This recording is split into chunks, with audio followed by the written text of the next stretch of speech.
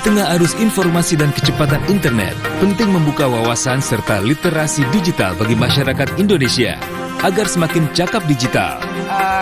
Informasi gitu ya, itu sangat berpengaruh terhadap perubahan cara pandang dan perilaku seseorang. Saksikan talk show literasi digital setiap Selasa pukul 20 waktu Indonesia Barat, hanya di TVRI.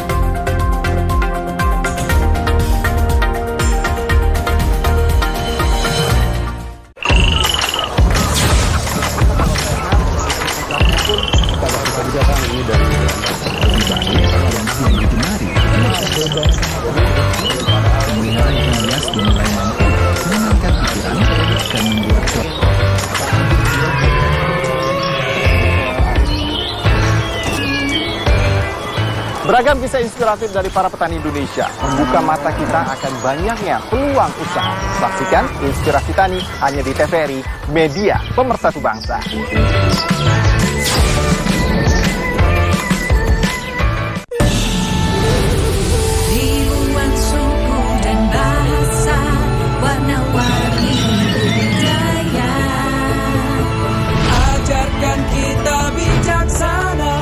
Menjaga Indonesia kaya. Ayo karena kita bersyukur, rakyat terus bersatu padu, pemerintah yang adil dan jujur, pimpin negaraku maju. Dari Aceh hingga Papua, kita semua bersaudara. Bekerja dan berdoa, bangga dan bersahaja untuk Indonesia Raya. TVRI, media pemersatu bangsa.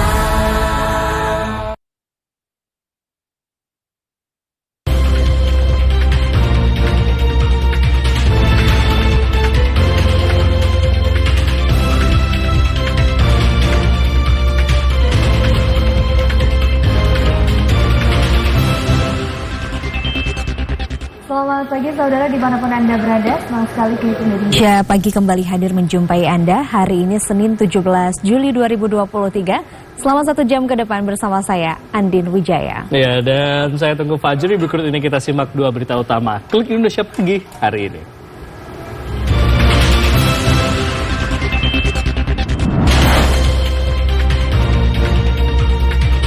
Pasca longsor di Kabupaten Agam, Sumatera Barat, tim gabungan menemukan 1 korban meninggal dunia. Kementerian Agama berikan sertifikat untuk seluruh jemaah haji Republik Indonesia.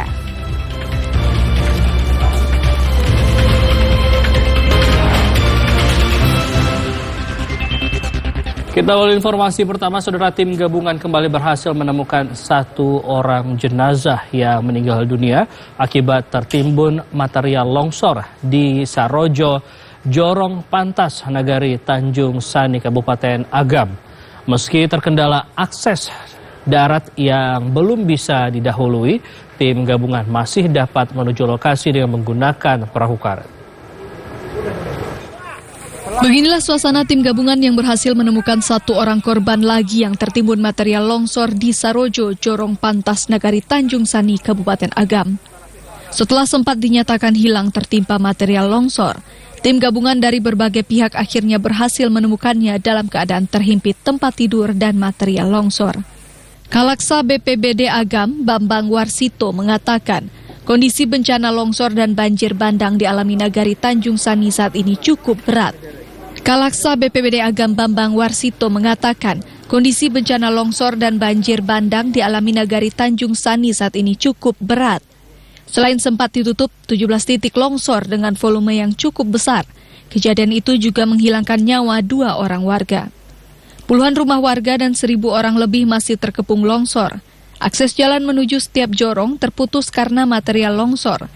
Saat ini tim gabungan terus melakukan percepatan pembersihan material longsor menggunakan sejumlah alat berat dari pemerintah Kabupaten Agam, Provinsi Sumatera Barat, dan Balai Perairan Provinsi Sumatera Barat. Memang benar, tadi sekitar jam 1.20 para relawan kita, tim SAR gabungan telah menemukan korban terakhir dengan posisi korban berada di rumah bagian belakang. Ini itu terhimpit tempat tidur atau sleeping bed. Dan untuk selanjutnya korban langsung dievakuasi, kemudian dibawa ke musalah Sarojo. Alhamdulillah. Jadi seluruhnya korban sudah ditemukan Pak ya? Sudah ditemukan 2 korban. Artinya kan tadi terakhir tidak ada lagi korban untuk dilakukan evakuasi. BPBD Kabupaten Agam meminta dukungan semua pihak untuk bersama-sama membantu korban bencana longsor dan banjir bandang di Tanjung Sani, Kabupaten Agam. Dari Kabupaten Agam, demikian laporan Rudi Yudhistira, TVRI Sumatera Barat. Sementara itu, Gubernur Sumatera Barat Mahyaldi Ansarullah meminta warga perbukitan Kelurahan Mata Air, Kecamatan Padang Selatan untuk direlokasikan atau dipindahkan ke tempat aman. Mahyaldi menilai daerah perbukitan Kelurahan Mata Air memiliki struktur tanah yang labil terjadi longsor ketika hujan deras atau gempa bumi. Pasca banjir dan longsor melanda Kota Padang, Gubernur Sumatera Barat Mahyaldi Ansarullah bersama Wali Kota Padang Henry Septa mengunjungi salah satu kawasan terdampak bencana longsor di kawasan perbukitan Kelurahan Mata Air, Kecamatan Padang Selatan. Di kawasan tersebut dilaporkan sebanyak 3 rumah warga mengalami rusak parah akibat diterjang longsor.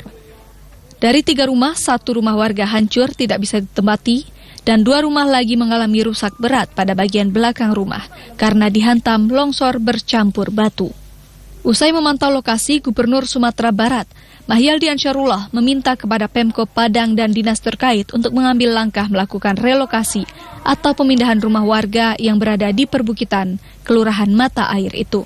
Mahyaldi menilai struktur tanah di kawasan tersebut yang labil sangat membahayakan warga ketika terjadi longsor akibat hujan deras atau gempa bumi. Memang ada potensi ya, potensi kan ada retakan-retakan yang ada di bukit ini dan tadi mau memang ini harus ada langkah-langkah strategis ke depan dan ini yang kita petakan Pak Wali bersama dengan Pak Camat akan memetakan berapa rumah-rumah yang punya risiko tinggi seperti itu.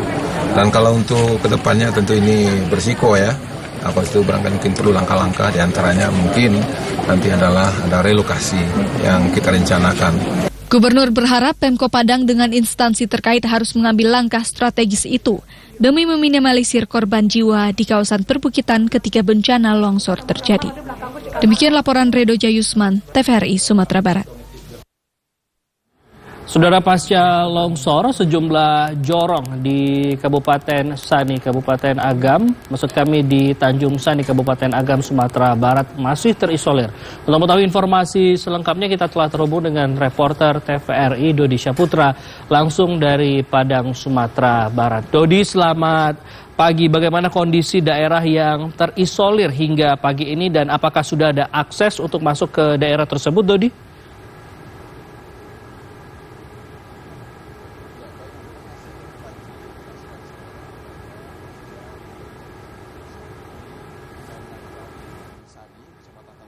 Kabupaten Agam, tepatnya di selingkar Danau Maninjau.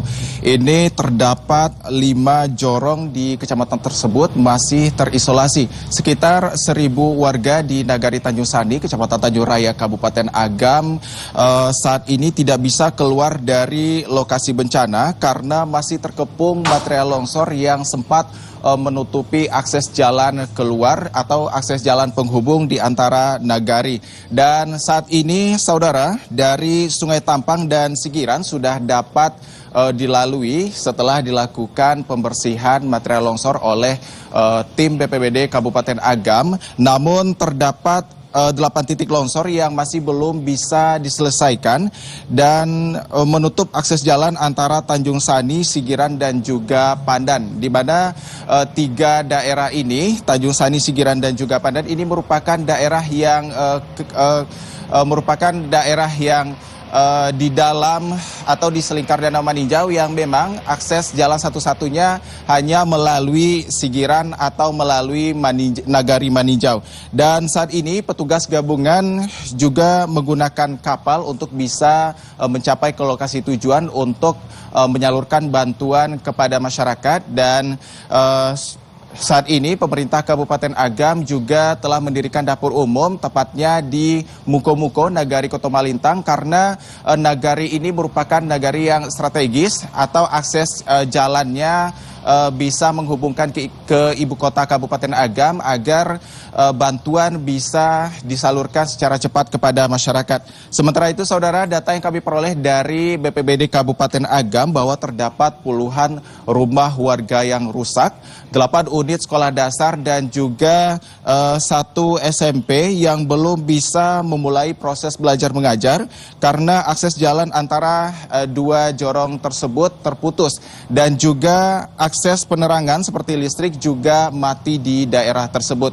Pemerintah Kabupaten Agam menargetkan akan segera bisa membersihkan material longsor sehingga akses jalan ke jorong tersebut bisa dilalui dan aktivitas masyarakat bisa kembali normal. Demikian laporan yang dapat kami sampaikan dari Padang Sumatera Barat. Kembali ke Fajri di studio.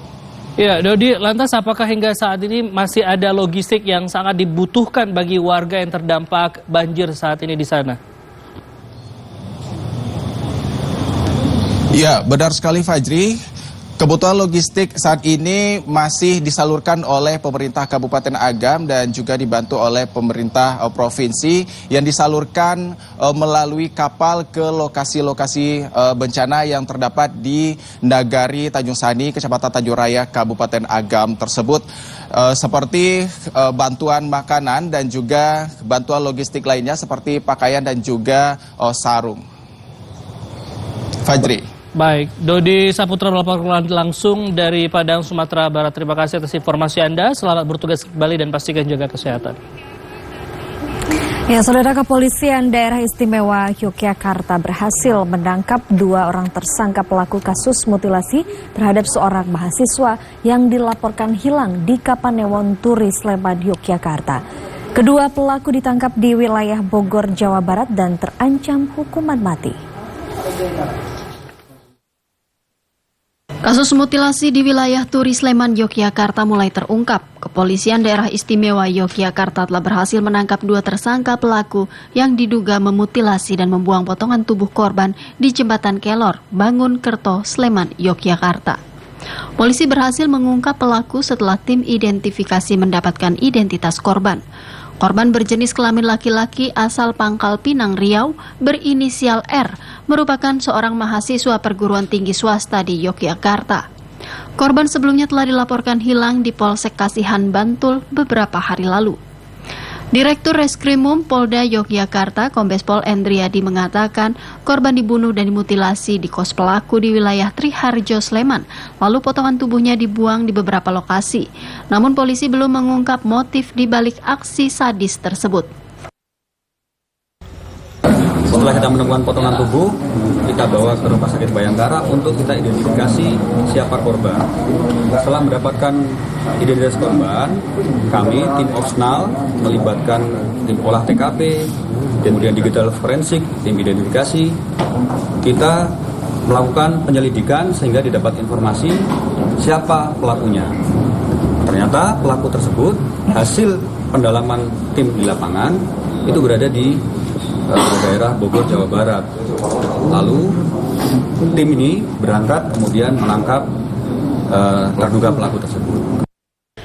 Tidak ada perlawanan dari kedua pelaku saat ditangkap di kediaman RD di wilayah Bogor, Jawa Barat. Status kedua pelaku bukanlah mahasiswa, melainkan pekerja.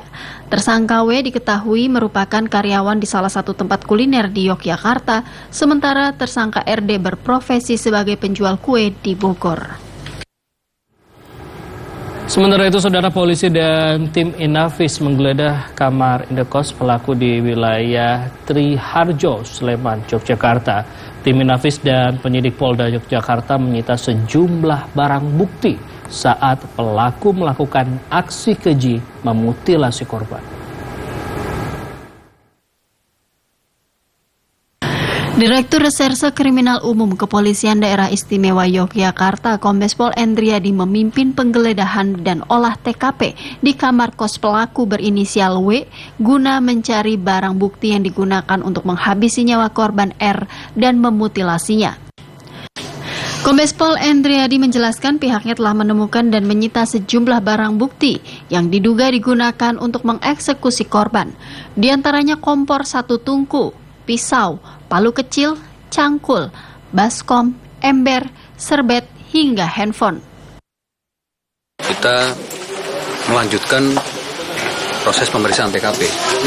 Jadi ada beberapa barang-barang yang kita amankan untuk dalam rangka proses penyelidikan dan penyidikan kasus dugaan mutilasi di wilayah Polda DIY. Yang diperiksa ini punya pelaku atau punya korban? Ya, sementara kita masih lakukan pemeriksaan, nanti diduganya bagaimana kita sampaikan berikutnya. Baik. Ya, terima kasih ya. Barang apa saja? Ada beberapa barang yang terkait dengan pembuktian nantinya, Pak. Ya, ini dugaan sementara ya. Ya, dugaan sementara. Baik. Ya, baik. Oke. Pemilik kos-kosan Eni Setiawati menceritakan tersangka W sudah menempati kamar tersebut sekitar 6 bulan dan jarang berinteraksi dengan warga setempat. Mulai kos kapan? Sekitar 6-7 bulan yang lalu. Di sini kerap temannya pada main ke sini, terus lihat itu gimana? Malam, kadang berdua, kadang bertiga, gitu sebentar terus pulang lagi. Usai menghabisi nyawa korban R, pelaku W dan RD memutilasi tubuh R dan membuangnya di beberapa titik di wilayah Turi Sleman, Yogyakarta. W dan RD dijerat pasal pembunuhan berencana dan terancam hukuman mati. Tri Hartanto dari Yogyakarta melaporkan. Detasemen Khusus 88 Anti Teror Densus 88 Polri mengamankan warga Kampung Baru, Kelurahan Majidi, Kecamatan Selong, Lombok Timur, Nusa Tenggara Barat karena diduga terlibat jaringan teroris. Tim Densus 88 RI menunjukkan surat tugas pengamanan seorang terduga teroris yang bermukim di wilayah Kampung Baru, Kelurahan Majidi kepada pemerintah setempat. Tim Densus 88 langsung melakukan penggeledahan dan menginterogasi terduga teroris di rumahnya. Terduga teroris berinisial HN 60 tahun ini kemudian ditangkap dan diamankan untuk segera ditindaklanjuti.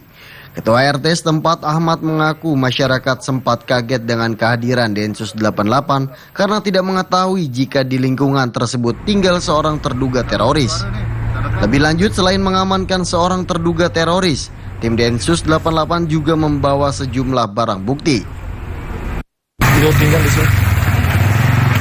Sejak dulu kan dalam 2 tahun 3 tahun kita kalau kita di sini 94. Kalau dia 96 ya, udah lama. Sehari-hari aktivitasnya apa, Pak? LSM ya. Sehari-hari. Suaminya biasa aja. Orang mana dia, Pak? Lombok Tengah. Lombok Tengah. Yang laki atau perempuan? Laki. Kalau yang perempuan? Jawa. Siapa namanya perempuan? Lin dipanggil. Siapa? Lin. Lin. Kalau anaknya Rifai kan? Rifai. Dia ngontrak atau apa nih Pak RT? Rumah sendiri. Lebih lanjut, Ahmad menuturkan keseharian HN aktif di lembaga swadaya masyarakat. Bahkan tidak ada tanda-tanda bahwa ia merupakan terduga teroris. Sementara itu, tim Densus 88 belum bisa memberikan keterangan lebih lanjut baik kepada media maupun masyarakat. Nanang Marswadi, TVRI Nusa Tenggara Barat. Saudara, tim Detasemen Khusus Anti Teror Polri menangkap 2 terduga tindak pidana terorisme di Lombok dengan inisial UHS dan OS. Mabes Polri mengungkapkan kedua terduga teroris memiliki peranan yang berbeda. Kepala Biro Penerangan Masyarakat, Karopenmas Divisi Humas Polri Brigjen Polisi Ahmad Ramadan menyatakan, tim Densus 88 Anti Teror Polri menangkap 2 terduga tindak pidana terorisme di Lombok, Nusa Tenggara Barat berinisial UHS dan OS. 2 terduga teroris tersebut memiliki peran yang berbeda. Penangkapan terhadap kedua terduga teroris tersebut diawali penangkapan HSL di Selong, Kabupaten Lombok Timur pada Jumat 15 Juli 2023. Tidak lama setelah penangkapan pertama, tim Densus 88 Anti Teror Polri kembali menangkap OS di dermaga Pelabuhan Lembar, Kabupaten Lombok Barat. Karopenmas Divisi Humas Polri Brigjen Pol Ahmad Ramadan menyatakan, HSL sejak 2015 hingga 2017 berperan di dalam perekrutan H yang menjadi anggota jemaah Ansharut Daulah Bima. Sementara OS merupakan anggota Ansor Daulah Lombok Timur. Ia aktif mengikuti pertemuan maupun kajian di rumah Kuan Aik Berik dan rumah HSN sejak 8 Agustus 2022. Selain itu, OS juga aktif membuat postingan di media sosial, salah satunya tutorial membuat bom dan senjata api rakitan.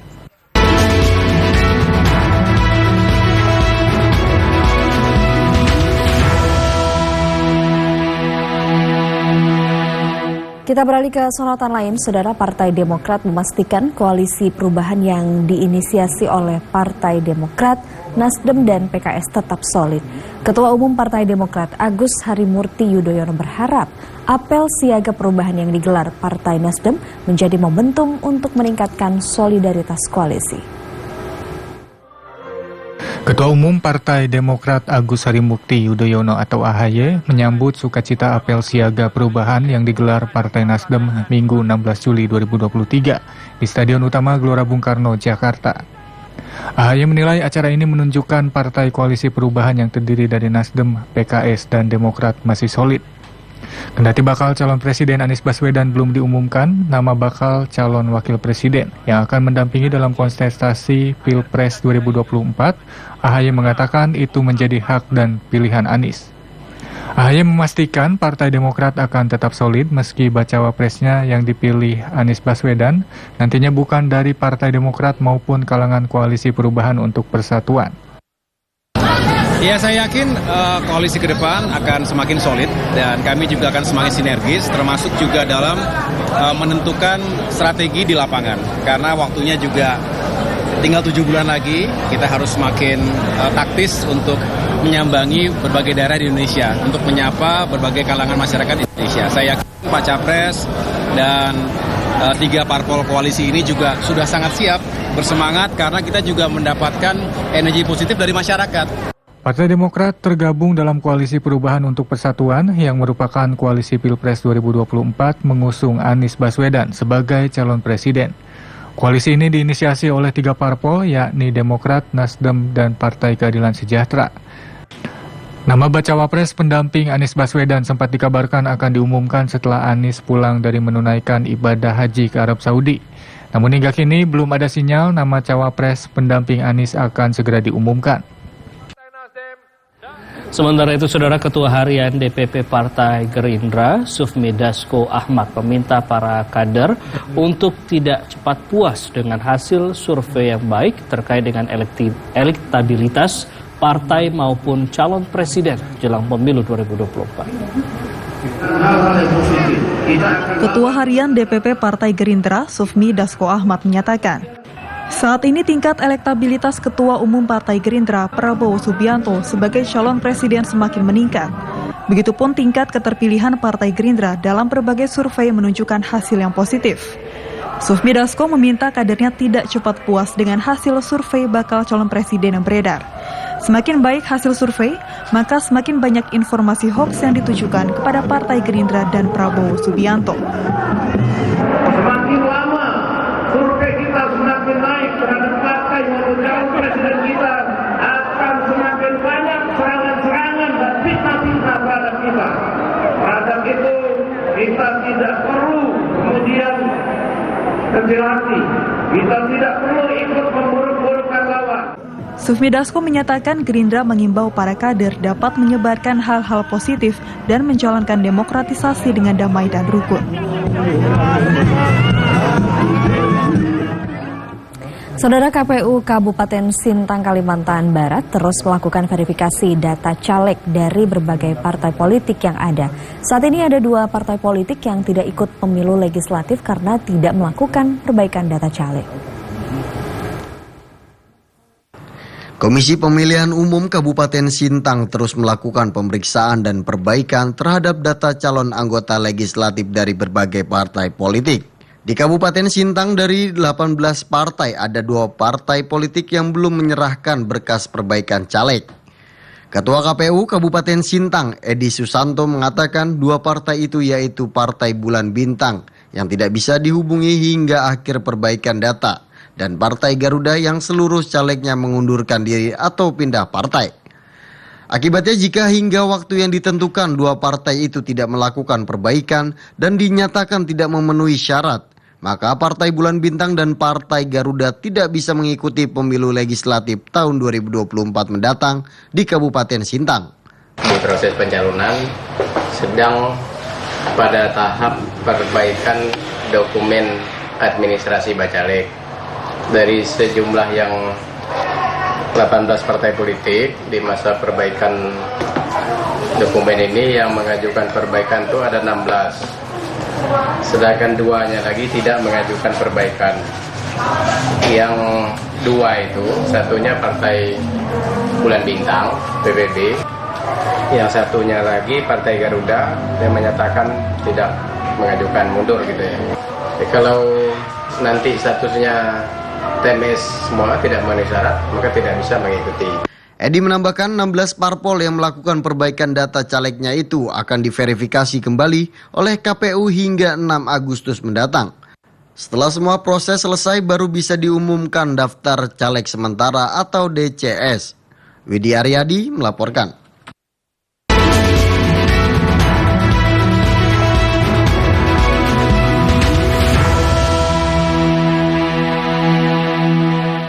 Dan saudara, informasi lainnya akan kami hadirkan usai jeda berikut ini. Klik Indonesia Pagi, segera kembali.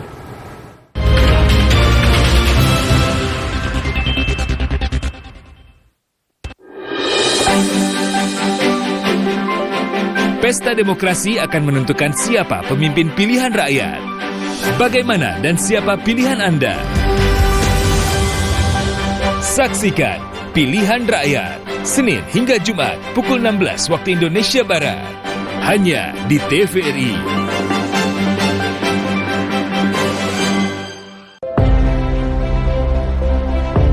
Menjelajahi keindahan alam yang memukau. Melihat keunikan budaya yang mempesona. Merasakan kuliner khas yang memanjakan lidah. Itu yang bikin beda. Hebat ya, bambu bisa disulap menjadi berbagai jenis kerajinan yang sangat unik.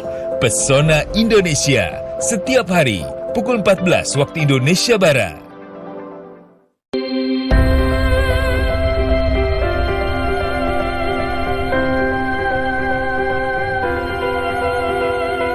Ragam informasi seputar realita kehidupan masyarakat, serta mengangkat topik mendalam yang terjadi dari seluruh penjuru Indonesia.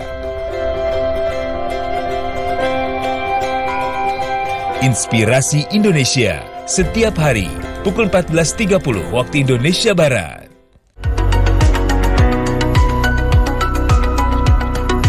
Membahas ragam topik menarik tentang dunia kesehatan bersama Dr. Lula Kamal, Dr. Nika, dan bintang tamu kompeten. Untuk menunjang kesehatan janin dalam kandungan. Kan bahwa denyut nadinya malah lebih turun. Kalau usia kehamilan ibunya lebih tinggi. Halo Dokter, Senin sampai Jumat pukul 9.30 waktu Indonesia Barat. Dokter, kan nasihat itu.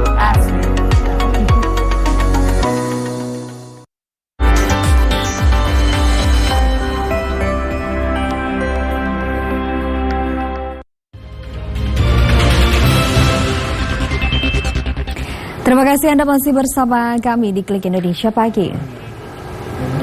Saudara, Unit Pelaksana Teknis Dinas Ketahanan Pangan, Pertanian, dan Perikanan Kabupaten Lombok Utara menggelar vaksinasi kucing dan anjing peliharaan warga sebagai antisipasi penyebaran kasus virus rabies. Kegiatan ini dilakukan sebagai langkah antisipasi penyebaran virus rabies yang mulai banyak ditemukan di Pulau Bali dan Sumbawa. Unit Pelaksana Teknis Dinas UPTD Dinas Ketahanan Pangan, Pertanian, dan Perikanan DKP 3 Kabupaten Lombok Utara menggelar vaksinasi anti rabies untuk hewan peliharaan warga. Petugas UPTD Gilang mengatakan vaksinasi gratis ini dilakukan sebagai langkah antisipasi penyebaran virus rabies yang belakangan mulai banyak ditemukan di Pulau Bali dan Sumbawa. Vaksinasi anti rabies digelar di kantor UPTD DKP 3 Lombok Utara dan menyasar hewan peliharaan warga seperti kucing, anjing, dan kelinci. Meski Lombok Utara dan Pulau Lombok secara umum belum terjangkit wabah rabies, namun vaksinasi ini bertujuan sebagai langkah antisipasi. Kita di Lombok mengingat Lombok ini kan diapit oleh 2 pulau yang sudah wabah rabies, Pulau Bali dan Pulau Sumbawa. Jadinya langkah baiknya kita istilahnya melindungi diri nih, membentengi diri sebelum wabah itu hewan membawa rabies. Dengan melakukan upaya pencegahan tersebut, diharapkan dapat memutus rantai penularan virus rabies dan melindungi masyarakat dari bahaya penyakit ini. Sebanyak 60.000 ton sampah per hari menjadi permasalahan serius bagi pemerintah Kabupaten Bone, Sulawesi Selatan. Untuk itu, Dinas Lingkungan Hidup memanfaatkan sampah tersebut menjadi gas metan yang dapat digunakan oleh warga.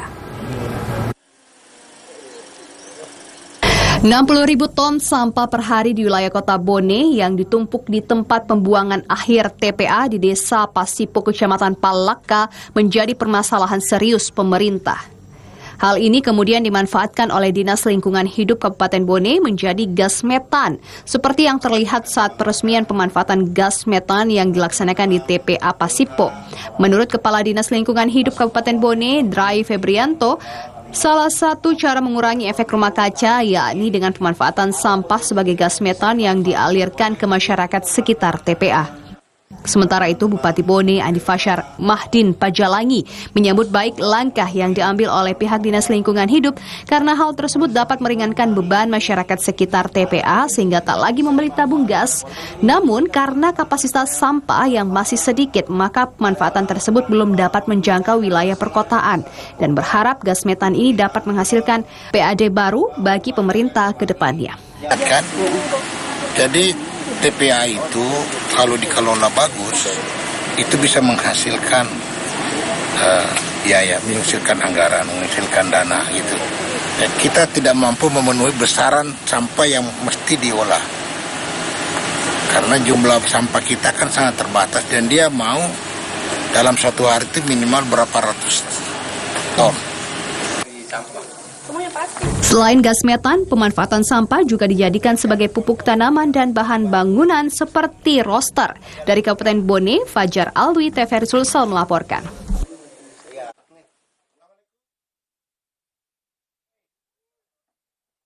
Labbaik Allahumma labbaik, labbaik la sharika laka labbaik, innal hamda wan ni'mata laka wal mulk.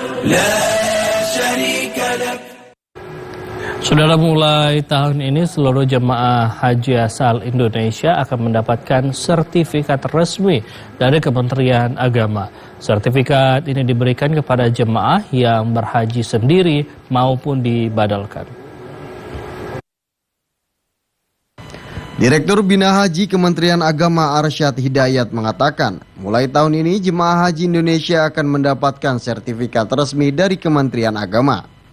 Kementerian Agama sudah menerbitkan surat edaran dari Ditjen Penyelenggara Haji dan Umrah ke seluruh kanwil provinsi untuk menyampaikan ke masing-masing kepala Kemenak kabupaten, kota agar mencetak sertifikat berdasarkan domisili jemaah.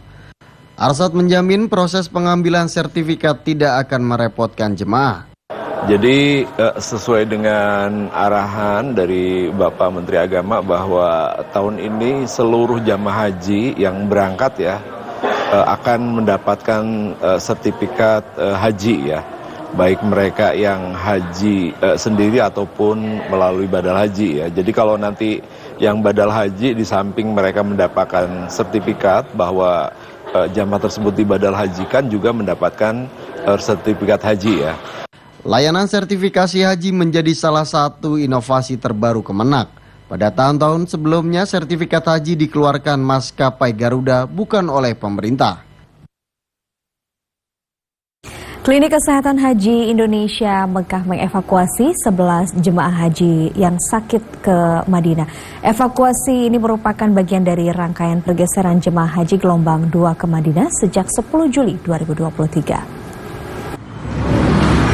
Kepala KKHI Mekah Edi Supriyatna mengungkapkan, Jemaah haji yang dievakuasi merupakan jemaah haji yang tidak bisa mengikuti perpindahan bersama kloternya ke Madinah karena saat perpindahan sedang sakit dan dirawat di KKHI Makkah atau Rumah Sakit Arab Saudi. Evakuasi 11 jemaah haji sakit yang sudah stabil ke KKHI Madinah agar bisa segera berkumpul dengan kloternya. Jemaah haji sakit yang dievakuasi adalah jemaah sakit yang kondisinya stabil dan mampu dipindahkan menggunakan transportasi darat. Selain itu, jemaah haji juga harus sudah memiliki dokumen yang lengkap seperti paspor dan surat jalan. Evakuasi pertama menggunakan 1 unit ambulans dan 1 unit minibus. Setiap kendaraan yang digunakan telah dilengkapi dengan alat kesehatan, obat-obatan, dan perbekalan kesehatan. Jemaah haji yang dievakuasi didampingi oleh 2 dokter dan 3 perawat untuk menjaga agar kondisi jemaah haji selama perjalanan tetap stabil. Evakuasi tahap pertama ini diberangkatkan dari KKHI Makkah pukul 17 waktu Arab Saudi dan tiba di KKHI Madinah pukul 22 waktu Arab Saudi pada Jumat 15 Juli 2023 malam. Beberapa jemaah haji yang dinyatakan stabil dan evaluasinya baik oleh KKHI Madinah diantarkan ke hotel masing-masing untuk bergabung kembali dengan kloternya. Jemaah haji sakit yang dievakuasi dari KKHI Makkah akan ditransitkan sementara di KKHI Madinah dengan tujuan jika masih terjadi gangguan kesehatan, maka akan diberikan pelayanan di KKHI Madinah. Namun jika sudah stabil dan hasil evaluasi baik, maka akan dikembalikan ke kloter masing-masing. Dari Arab Saudi, Eva Zulia, TVRI melaporkan. Saudara, Jabal Uhud menjadi salah satu tempat yang dikunjungi oleh para peziarah atau jemaah haji. Jabal Uhud merupakan gunung yang kelak ada di surga. Jabal Uhud atau Gunung Uhud atau kerap juga disebut Bukit Uhud berlokasi sekitar 5 km sebelah utara kota Madinah. Jabal Uhud merupakan gunung yang kelak ada di surga. Bagi umat muslim yang melaksanakan ibadah umroh atau haji, biasanya akan menyempatkan diri untuk mengunjungi Jabal Uhud atau minimal melihat Jabal Uhud ketika melintas di Madinah. Gunung Uhud ini begitu istimewa. Jabal Uhud adalah gunung batu berwarna kemerahan, ukuran tidaklah begitu besar, tingginya sekitar 1050 meter dengan panjang 7 km. Mengutip buku sejarah terlengkap Nabi Muhammad SAW, dari sebelum masa kenabian hingga sesudahnya oleh Abdurrahman bin Abdul Karim disebutkan bahwa Jabal Uhud adalah gunung yang kelak berada di surga. Jabal Uhud menjadi saksi dari perang dahsyat antara kaum muslimin melawan kaum musyrikin. Peperangan ini dikenal dengan sebutan Perang Uhud yang terjadi pada 15 Syawal 3 Hijriah atau sekitar bulan Maret tahun 625 Masehi. Dalam pertempuran tersebut, gugur 70 orang syuhada, diantaranya Hamzah bin Abdul Muthalib, paman Nabi Muhammad SAW. Sewaktu terjadi banjir di Madinah, makam 70 orang syuhada perang Uhud ikut dilanda banjir. Setelah banjir surut, jenazah para sahabat pun akhirnya terlihat keluar makam. Istimewanya, jasad jenazah masih dalam keadaan utuh, bahkan darahnya masih mengalir dan jasadnya berbau harum. Jenazah para sahabat kemudian dimakamkan kembali seperti semula, tapi tidak diberikan nama-nama pada nisan, kecuali jenazah paman Rasulullah SAW, Hamzah bin Abdul Muthalib, karena dikenali dari luka di bagian dadanya dan memiliki postur badan yang tinggi besar. Itulah bukti dari kekuasaan Allah Subhanahu wa Ta'ala. Allah Subhanahu wa Ta'ala menjanjikan syurga pada syuhada yang berperang membela agama Islam. Bahkan jasadnya pun dijaga dan mendapatkan perlindungan. Dari Madinah Al-Munawwaroh, Suryo Broto, TVRI melaporkan. Sementara itu, Direktur Jenderal Penyelenggaraan Haji dan Umroh Hilman Latif memastikan jemaah atas nama Suharja Wardi, 69 tahun sudah ditemukan. Suharja ditemukan oleh tim Linjam dalam keadaan meninggal di ruang penyimpanan jenazah Rumah Sakit Muaisyim Mina Makkah. 1 dari 2 jemaah hilang ditemukan wafat. Jemaah haji asal Indonesia, Suharja, terpisah dari istrinya Haji Aat saat keduanya ke toilet di Arafah pada 27 Juli 2023. Setelah dilakukan proses pencarian oleh tim pelindung jemaah atau Linjam petugas penyelenggara ibadah haji atau PPIH Arab Saudi selama beberapa pekan, jenazah Suharja ditemukan.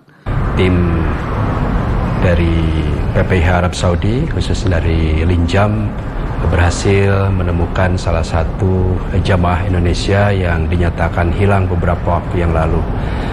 Info berawal dari Rumah Sakit An-Nur yang menemukan satu jenazah yang ghair ma'ruf, tidak diketahui identitasnya, yang kemudian ditransfer ke namanya Forensic Medicine Center di Makkah, yang kemudian kami coba untuk dilakukan identifikasi terhadap jenazah tersebut dan disesuaikan dengan ciri-ciri dari jamaah yang hilang. Seiring dengan adanya kepastian identitas Suharja, Ilman mengatakan pihaknya akan segera mengurus proses pemandian jenazah almarhum. PPIH juga sedang memproses agar almarhum bisa disalat jenazah di Masjidil Haram dan segera dimakamkan. Dari Mekah, Arab Saudi, tim TVRI melaporkan. Labbaik Allahumma labbaik, labbaik la syarika laka labbaik, innal hamda wan ni'mata laka wal mulk la syarika lak. Kita beralih ke sorotan lainnya, Saudara. Wakil Menteri Keuangan Republik Indonesia Suhasil Nazara menyampaikan pembangunan IKN Nusantara di tahun 2023 ini telah dianggarkan sebanyak 26 triliun rupiah yang bersumber dari APBN. Dalam kunjungan kerja di Ibu Kota Negara Nusantara IKN, Wakil Menteri Keuangan Republik Indonesia Suhasil Nazara meninjau sejumlah progres pembangunan di IKN, khususnya pembangunan di kawasan inti pusat pemerintahan atau KIPP. Wakil Menteri Keuangan RI Suhasil Nazara menyampaikan, untuk pembangunan Ibu Kota Nusantara di tahun 2023 ini telah dianggarkan sebanyak 26 triliun rupiah yang bersumber dari APBN. Menurut Undang-Undang Ibu Kota Negara yang berlaku, Ibu Kota Nusantara akan berpindah statusnya secara resmi pada tahun 2024 mendatang. Pasti bahwa APBN akan membangun infrastruktur dan gedung pemerintahan. Jadi kalau tadi bisa dilihat gedung pemerintahan di kawasan inti, ini daerah yang paling inti betul-betul. Kalau capital city itu ibu kota negara, maka yang paling inti yang ingin dilihat adalah pusat pemerintahan, istana presiden yang merupakan simbol dan juga kedudukan dari kepala negara dan presiden kita. Ini yang sedang kita bangun sekarang. Tapi kan nggak bisa hanya membangun itu aja. Dia harus membangun infrastrukturnya dibangun dari awal.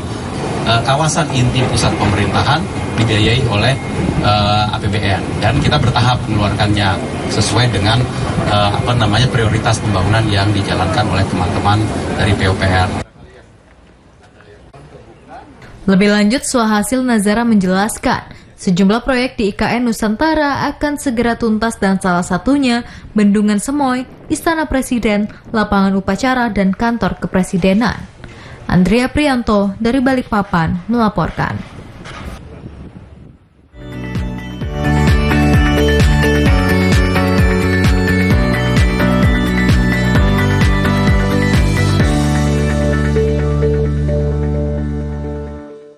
Kementerian Pertahanan Rusia melaporkan pasukannya telah memukul mundur sejumlah serangan Ukraina.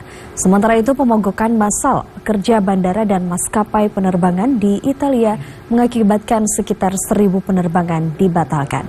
Informasi selengkapnya kami kemas dalam Kilas Internasional berikut ini.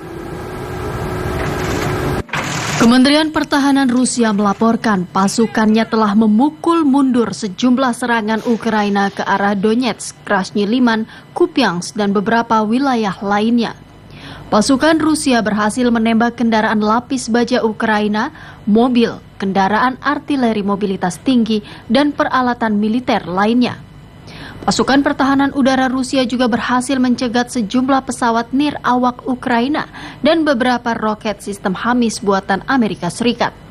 Staf Umum Angkatan Bersenjata Ukraina menyatakan dalam 24 jam terakhir pasukan Rusia terus memusatkan kekuatan utamanya dan melancarkan puluhan serangan ke arah Kupiansk dan Marinka.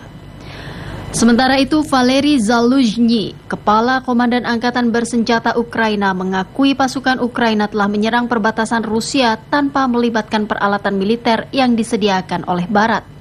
Sebelumnya, negara-negara Barat telah membatasi senjata yang dipasok ke Ukraina dan menuntut agar tidak digunakan dalam serangan di wilayah Rusia. Presiden Rusia Vladimir Putin menyatakan Rusia memiliki persediaan bom klaster atau bom tandan yang memadai dan akan menggunakannya jika diperlukan. Putin menyatakan Rusia berhak menggunakan bom klaster tersebut jika amunisi yang sama digunakan untuk melawan pasukan Rusia di Ukraina. Ukraina telah menerima bom klaster dari Amerika Serikat, amunisi yang dilarang di lebih dari 100 negara, dan berjanji hanya menggunakan amunisi tersebut untuk memecah konsentrasi tentara musuh. Dalam wawancara dengan televisi pemerintah, Presiden Rusia itu menegaskan jika Ukraina menggunakannya untuk melawan Rusia, mereka berhak untuk mengambil tindakan balasan yang sama. Uni Eropa berupaya mendorong perdamaian antara Azerbaijan dan Armenia di tengah upaya Rusia untuk mempertahankan perannya dalam proses perdamaian. Pada putaran perundingan terakhir di Brussels, Belgia, Uni Eropa mendesak Azerbaijan dan Armenia menahan diri dari kekerasan dan retorika. Sejak runtuhnya Uni Soviet, kedua negara telah berperang 2 kali atas Nagorno-Karabakh, kantong pegunungan yang merupakan bagian dari Azerbaijan tetapi dihuni oleh sekitar 120.000 etnis Armenia. Rusia menyatakan siap mengadakan pertemuan 3 arah dengan Armenia dan Azerbaijan di tingkat Menteri Luar Negeri yang dapat ditindaklanjuti dengan KTT untuk menandatangani perjanjian damai. Namun beberapa jam setelah pertemuan di Brussels, Kementerian Luar Negeri Azerbaijan dalam situsnya menyatakan Rusia dan Armenia tidak memenuhi kesepakatan gencatan senjata di kantong Nagorno-Karabakh. Pemogokan massal yang dilakukan pekerja bandara dan maskapai penerbangan di Italia mengakibatkan sekitar 1.000 penerbangan dibatalkan dan mengacaukan perjalanan hampir 250.000 penumpang. Para pekerja menuntut kenaikan upah dan perbaikan kesejahteraan untuk meringankan tekanan hidup akibat inflasi yang tinggi. Monica Mascia, Sekretaris Jenderal Federasi Transportasi Italia, menyatakan aksi mogok sebagian besar dilakukan oleh awak darat di seluruh bandara di Italia yang berjumlah sekitar 12.000 orang. Pihak maskapai telah memberitahu penumpang tentang pembatalan penerbangan beberapa hari sebelumnya, sehingga tidak banyak penumpang yang terlantar di bandara. Kapal keruk yang diduga digunakan untuk mengeruk emas secara ilegal di wilayah Beni, Bolivia Utara dibakar aparat untuk menghentikan penambangan liar di kawasan Amazon. Polisi dan tentara Bolivia menggelar operasi 6 hari yang berakhir dengan penangkapan 57 tersangka dan penyitaan 27 kapal keruk yang kemudian dihancurkan dengan cara dibakar. Rekaman yang dirilis pemerintah Bolivia menunjukkan petugas menyerbu kapal keruk dengan penambang dan pekerja di atasnya. Para penambang dan warga setempat kemudian turun ke jalan memprotes tindakan aparat dan berdalih mereka beroperasi secara sah. Media setempat melaporkan penggerebekan terjadi setelah masyarakat adat melaporkan adanya penambangan liar di wilayah itu. Dan saudara, jumlah informasi menarik lainnya masih akan kami hadirkan usai jeda berikut ini. Tetaplah bersama kami.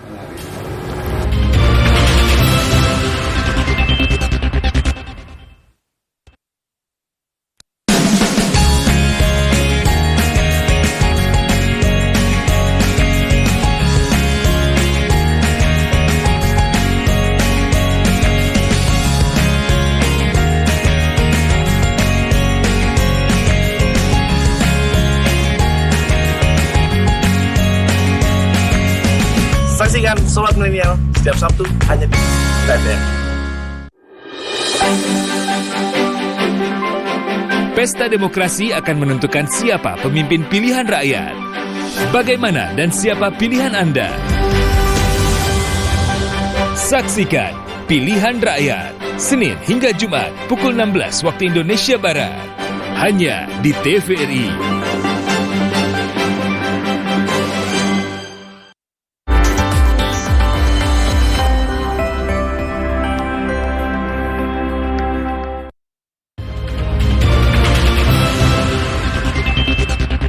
Terima kasih Anda masih bersama kami. Saudara, masyarakat diharapkan dapat mempelajari dan memahami cara mengelola keuangan yang baik. Selain itu, setiap individu mesti menyadari bahwa perencanaan keuangan yang berbasis syariah, yaitu dengan cara yang halal dan berkah. Hal ini disampaikan Nurhastuti Kawardani pada acara peluncuran buku yang berjudul Kaya dan Berkah dengan Perencanaan Keuangan Syariah di Jakarta. Penulis buku Nurhastuti Kawardani juga mengatakan masyarakat perlu belajar secara perlahan-lahan untuk melek keuangan, mengevaluasi pengeluaran keuangan dan merencanakan keuangan untuk menghadapi masa-masa yang akan datang. Alex Media Komputindo sudah meluncing buku Kaya dan Berkah dengan Perencanaan Keuangan Syariah. Harapan saya sebagai seorang penulis, buku ini mencerahkan masyarakat kita bahwa masyarakat bisa mencapai semua mimpi-mimpi keuangan mereka. Mulai dari umroh, memiliki kendaraan, memiliki rumah dengan cara yang cerdas. Dan semua itu dijelaskan dalam buku ini. Dan yang paling penting adalah membuat masyarakat tahu apa yang harus menjadi prioritas mereka dalam mencapai mimpi-mimpi keuangan mereka. Di buku ini saya tidak hanya sekedar menjelaskan bagaimana sih konsep kekayaan dari perspektif syariah, tapi 7 langkah mencapai financial freedom atau kebebasan keuangan. Dan itu bisa dilakukan dengan langkah-langkah yang sangat mudah, contoh-contoh yang sangat mudah dari mulai keluarga ekonomi menengah ke bawah, keluarga kelas menengah dan juga keluarga menengah kelas atas. Acara peluncuran buku tersebut menurut Nurhastuti yang juga dosen senior Home Based Magister Akuntansi Universitas Trisakti sangat relevan bagi yang ingin meningkatkan pemahaman tentang perencanaan keuangan syariah serta mencapai kebebasan finansial yang sejalan dengan prinsip syariah. Saudara, menyalurkan hobi sambil menggelar aksi sosial dilakukan Lembaga Amil Zakat Al-Azhar dengan menggelar kegiatan goes berbagi kebaikan sekaligus membagikan 100 paket sembako untuk warga. Banyak cara untuk menyalurkan hobi dengan tetap memiliki nilai manfaat untuk orang lain. Salah satunya dengan berolahraga, bersepeda sekaligus berbagi. Lembaga Amil Zakat Al-Azhar menggelar kegiatan goes berbagi kebaikan dengan titik kumpul di kantor Laswaf Al-Azhar Cirendo dengan tujuan Kampung Pemulung Pondok Ranji, Ciputat Timur, Kota Tangerang Selatan. Direktur Eksekutif Las Al-Azhar Adharam mengatakan kegiatan tersebut bertujuan untuk mempererat tali silaturahmi Amil dan komunitas goes melalui olahraga dan juga mengajak sahabat Al-Azhar untuk bisa berinteraksi langsung dengan penerima manfaat dari amanah yang dititipkan di Las Al-Azhar. Goes berbagi kebaikan merupakan program olahraga bersepeda dengan mengusung nilai kepedulian terhadap sesama, selain menjadi ajang untuk berinteraksi dan berbagi secara langsung kepada saudara-saudara kita yang sedang membutuhkan. Pada kegiatan goes berbagi kebaikan kali ini setidaknya ada 100 paket sembako yang dibagikan untuk pemulung. Paket bantuan tersebut merupakan hasil donasi yang terkumpul dari zakat dan fidyah yang berkolaborasi bersama Las Al-Azhar.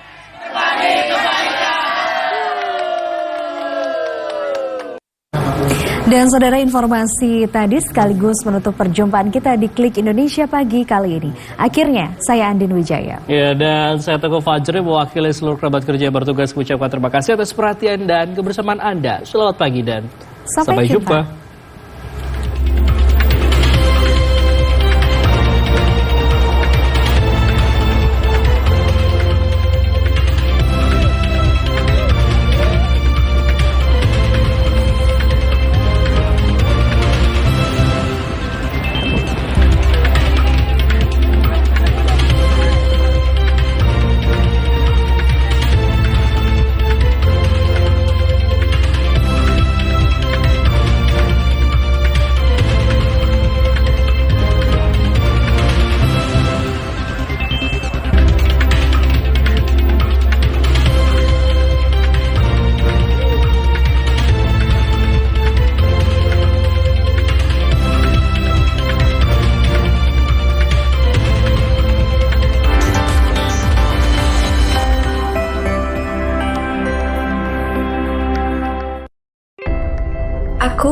generasi saat ini. Mereka bilang, generasi milenial, generasi yang merdeka, kreatif, bebas berkreasi, dan meraih prestasi. Bebas bicara ini sambil ngopi. Tidak boleh lupa, kita bebas merdeka seperti sekarang ini karena, ya, Pancasila. Sebelum Indonesia merdeka, tahun 1934-1938, di masa pembuangannya di kota Ende, Nusa Tenggara Timur, Soekarno, dalam kesendirian, semangat perjuangan selalu menggelora di dadanya. Dia selalu duduk di bawah pohon, dekat rumah pengasingannya. Tak henti memikirkan Indonesia. Disinilah ide besar lahir tentang rumusan Pancasila sebagai ideologi negara. Pancasila tidak lahir sendiri, melewati proses panjang, dilandasi semangat perjuangan bangsa Indonesia.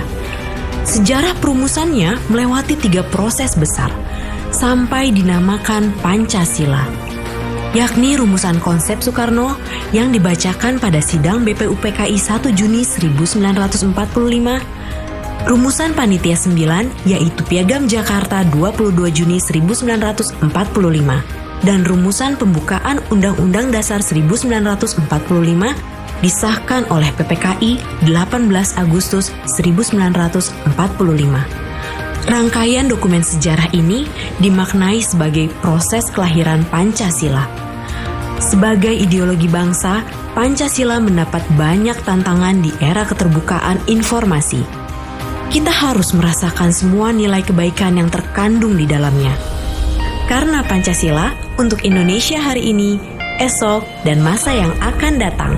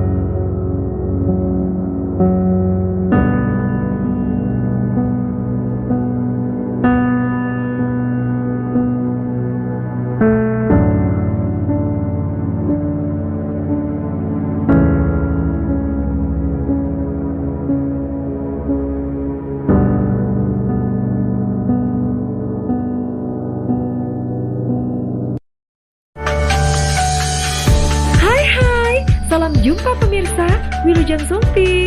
Kali ini kami akan mengajak Anda berkunjung ke kota Bandung untuk mengetahui sejarah singkat tentang Bandung Lautan Api. Peristiwa besar ini terjadi pada tanggal 23 Maret 1946. Dalam waktu 7 jam, sekitar 200.000 penduduk Bandung membakar rumah mereka, meninggalkan kota menuju pegunungan di daerah selatan Bandung. Hal ini dilakukan untuk mencegah tentara sekutu dan tentara Nika Belanda untuk dapat menduduki dan menggunakan kota Bandung sebagai markas strategis militer dalam Perang Kemerdekaan Indonesia. Pembunyi hangusan Bandung Selatan berhasil mencegah sekutu menduduki kota Bandung. 5 tokoh pertempuran Bandung Lautan Api pada tahun 1946, Kolonel Abdul Haris Nasution, Muhammad Toha, Mayor Rukana, Aceh Bastama, dan Sultan Syahrir. Untuk mengenang peristiwa pembunyi hangusan Bandung Selatan, maka dibangunlah Monumen Bandung Lautan Api. Nah pemirsa, udah dulu ya. Semoga informasi yang kami sampaikan bermanfaat dan dapat menambah wawasan Anda. Terima kasih dan sampai jumpa.